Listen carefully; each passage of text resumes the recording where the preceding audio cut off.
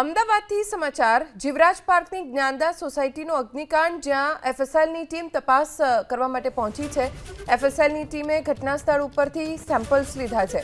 કયા પ્રકારના જ્વલનશીલ પદાર્થને લઈને આગ વિકરાળ બની તેને લઈને તપાસ થશે। એફએસએલના રિપોર્ટના આધારે પોલીસ હવે આગળ કાર્યવાહી કરવાની છે। મકાનમાં બનાવેલા ગેરકાયદે ગોડાઉનમાં આગ લાગી હતી અને માતા પુત્રનું મોત થઈ ગયું હતું। ઘરમાં સિલિન્ડર બ્લાસ્ટ થતા માતા પુત્ર બંને જીવતા ભૂંજાયા। મકાન માલિકે ઘરમાં ગેરકાયદે ગોડાઉન બનાવ્યું હતું। એસી ફ્રિજની ગેસ બોટલ સિલિન્ડર રાખવામાં આવ્યા હતા।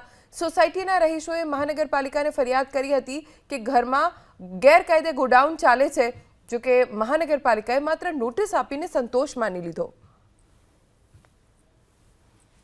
અમદાવાદના જીવરાજ પાર્ક વિસ્તારમાં જે જ્ઞાનદા સોસાયટી આવી હતી કે જ્યાં ઘરમાં ગેરકાયદેસર ગોડાઉન ચાલતું હતું, ત્યારે આગ લાગવાની સાથે જ અહીંયા બે વ્યક્તિનો ભોગ લેવાયો હતો, જેમાં જે ઘર માલિક હતા તેની પત્ની અને 2 વર્ષના પુત્રનો ભોગ લેવાયો હતો। જો કે અહીંયા આગળ જીવરાજ પાર્ક 4 રસ્તા પાસે જ આ સોસાયટી આવી છે। 24 નંબરનું જે ઘર છે તેનું જે ગ્રાઉન્ડ ફ્લોરમાં સ્ટોર કરેલા જે એસી ફ્રીજ લાઇટર ગેસના બાટલા અને કોમ્પ્રેસર ફાટતાની સાથે જ જે ભીષણ આગ લાગી હતી। ત્યારબાદ અહીં આગળ આજે એફએસએલની જે ટીમ છે તે તપાસ માટે આવી રહી છે। જો કે અહીં આગળ જે ગોડાઉન બનાવવામાં આવ્યું હતું તેમાં જે બ્યુટેન જે સ્પ્રે જે ગેસનો સ્પ્રે હોય છે તેનો મોટા પ્રમાણમાં જથ્થો હતો અને કદાચ તે ફાટવાના કારણે જ આ આગની ચપેટમાં આખું જે ઘર હતું તે બળી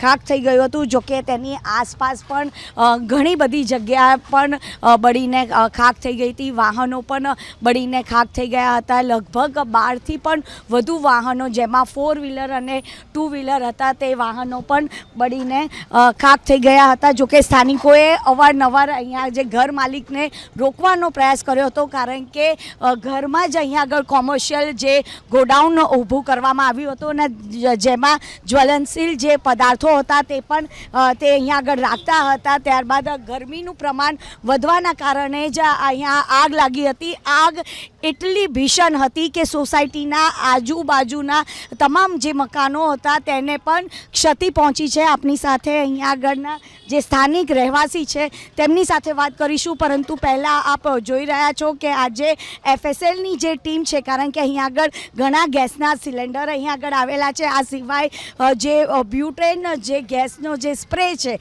તે પણ, કારણ કે જ્યારે આગ લાગી હતી ત્યારે અલગ અલગ વિસ્તારમાં પણ આ જે સ્પ્રે ઉડીને ગયા હતા અને અન્ય ઘરોને ક્ષતિ પહોંચી હતી। આપણે સાથે સ્થાનિક છે તેમની સાથે પણ વાત કરીશું। ભાઈ, આ જે ગેરકાયદેસર રીતે ઘરમાં જ આ ગોડાઉન બનાવ્યું હતું, અનેક વખત રજૂઆત કરી હતી, પણ ઘર માલિક શા માટે માનતા નહોતા? એમને અવારનવાર અમારા તરફથી, સોસાયટીના મેમ્બર તરફથી, અમારા ચેરમેન સેક્રેટરી તરફથી ઘણી વખત વિનંતી કરવામાં આવી, પણ એ લોકો કોઈનું સાંભળવા તૈયાર જ નહોતા। એમને માત્ર ને માત્ર એમનો ધંધો અને માત્ર ને માત્ર એ જ દેખાઈ રહ્યું હતું। અમે એમને એ વખતે બી ચેતવ્યા હતા કે તમારા ફેમિલીનું પણ આમાં ખાસું એવું જોખમ છે, તમે આ વસ્તુથી ચેતી જાઓ, પણ કોઈ પગલાં લેવાયા નહીં। આજે એનું પરિણામ તમારી સામે છે કે જે સોસાયટીના રહીશો, કેટલા વર્ષથી અહીંયા આગળ ધમધમતો હતો ગોડાઉન? આ લગભગ છેલ્લા 5-1 વર્ષથી આ વસ્તુ ચાલી રહી હતી। કોરોના ટાઈમથી અમે એ લોકોને ચેતવેલા હતા, છતાં બી આ વસ્તુ કન્ટિન્યુઅસલી ચાલી રહી હતી અને એનું પરિણામ તમે જોઈ રહ્યા છો। આજુબાજુના રહીશોએ તો ભોગવ્યું, પણ એમણે બહુ મોટું પરિણામ ભોગવ્યું।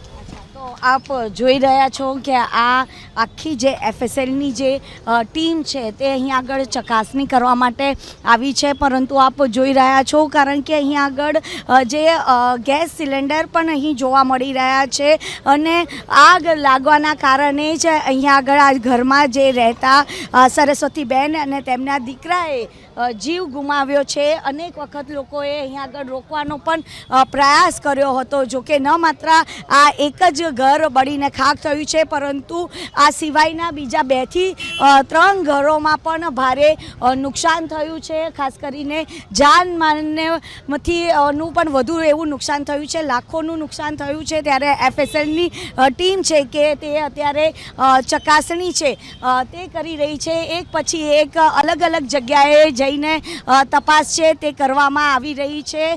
ત્યારે ખાસ કરીને અનેક વખત રજૂઆતો કરવા છતાં પણ જે રેસિડેન્શિયલ વિસ્તાર હોય ત્યાં આગળ કમર્શિયલ બનાવી દેવામાં આવતું હોય છે અને ગેરકાયદે રીતે જે રીતે આ વિસ્તારમાં જે ગેરકાયદેસર કામગીરી થતી હોય છે તેને લઈને અને નિર્દોષ લોકોને ભોગવવાનો વારો આવતો હોય છે। કેમેરામેન અજય પાંડે સાથે રાજલ બારોટ, ABP અસ્મિતા, અમદાવાદ।